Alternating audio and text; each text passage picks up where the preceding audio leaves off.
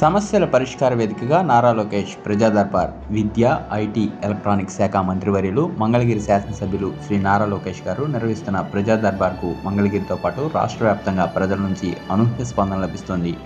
ప్రజా దర్బార్కు వచ్చేవారి సంఖ్య రోజురోజుకి పెరుగుతోంది. ప్రజా దర్బార్ కార్యక్రమానికి పెద్ద ఎత్తున ప్రజలు తరలివచ్చి వినతిపత్రాలు అందిస్తున్నారు. సమస్యల సత్వర పరిష్కారానికి కృషి చేస్తానని నారా లోకేష్ గారు హామీ ఇచ్చారు.